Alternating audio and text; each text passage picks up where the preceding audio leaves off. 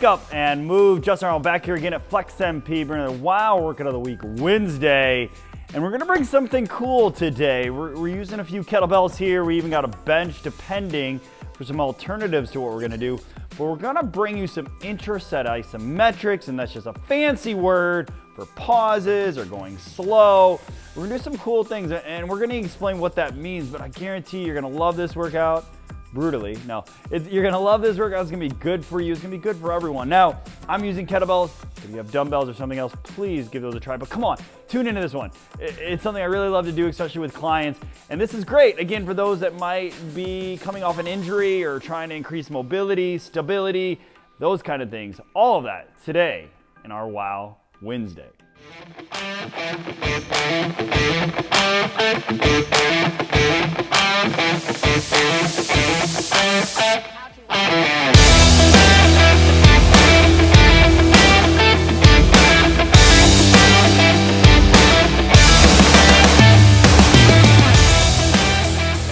Okay, so yeah, intraset isometric. So we're gonna use 4 exercises a day, a push, a pull, all that good stuff. Work our back, work our chest, shoulders.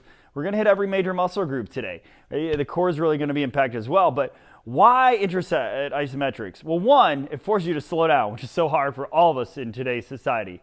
But what that also does, it creates more injury preventative atmosphere. So by slowing it down, by adding pauses, by adding some isometrics like holds and stuff, you're gonna work more of the stabilizers out.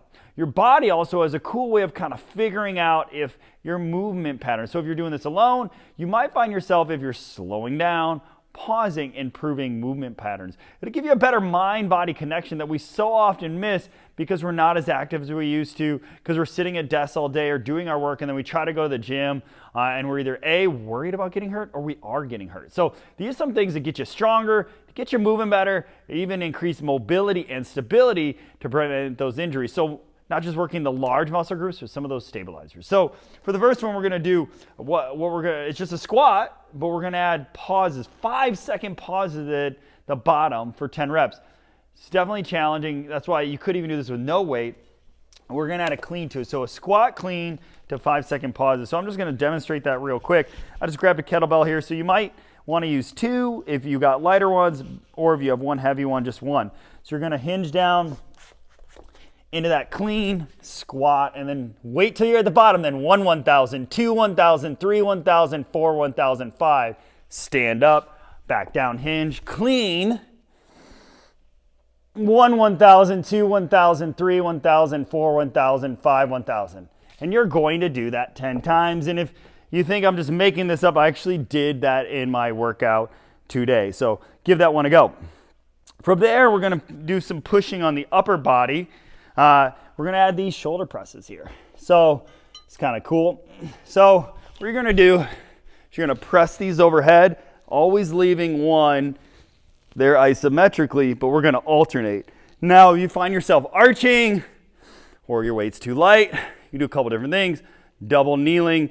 So this is if you're arching or you're having some issues. Brace, keep the ribs down. Woo! This is really firing up my obliques. And then we get that isometrics. Now you could, if you've got the strength for it, just do reps on one side then the other, but I prefer the alternating isometrics, keeping one up tall. Gonna work your abs, obviously, gonna work your shoulder stabilizers. And this is coming from the guy that's actually injured both his shoulders, this rotator cuff, this AC joint. And doing stuff like that actually has a lot of benefits to not repeating those injuries and coming away from it. The next one is a bent over row. That's where the bench might come in, especially if you've got hip or back issues or worried about it, or you just don't have the core strength or whatever, and you find yourself, rounding in the back. I'll show you the version of the bench second. I'll show you just what we're gonna do. But you're basically gonna do a 10-second hold to 10 repetitions. So no matter what you do, whether you're working with a landmine, if you know what that is, dumbbells, kettlebell, I'm a big fan of always picking them up first and then hinging. So what I see a lot of people, they pick it up and then they start rowing. And you might be fine with that, but how are you supposed to know? This way we stand up, we take the tension off the low back, re-hinge, put it on the glutes and the hamstrings, and then we're gonna do a 10-second hold. So 10, pretend I hold for 10, and then you're just going to do 10 reps. Again, vary depending on your weight. But again, if you have any kind of worry or issues, or you just really just want to isolate the back, come to this bench, pull towards the hip, squeeze for 10, and then get those 10 reps. And our last but not least, not quite isometrics, but just something fun. I mean, a little bit. It's kind of like the alternating press where it's not up there very long. And we are just doing a clean to a deadlift. So it looks like this. Clean, deadlift, clean, deadlift. And if you end up having like 2 different weights, then what you might want to do is just focus on one side like that. Just make sure, because we already got some squat patternings, and make sure at this point of the workout that you're really bracing, that you actually are hinging. So hinging, not squatting. And that, again, really take your time to breathe and brace. I kind of rapid went through that just to show you, but feel your body. Like, have that mind-body connection. Work the muscles. Just don't go from A to B. We talk about this a lot on this channel. But this is a great little metabolic workout, strength training, but also, like I said, mobility, injury prevention, working those stabilizers, building some tension into these areas that you might not always feel. In fact, by holding weights up here a lot, when that presses, and then the rows, and even this squat hold, you're gonna probably feel like your lower traps, your scapula, these back muscles, they don't always get stimulus depending on your daily life. So just be ready for that. Nothing's wrong, most likely. You're just feeling muscles that you haven't felt in a long time or ever. So if you have any questions, concerns, comments, thoughts, we want to hear from you here at Flex MP.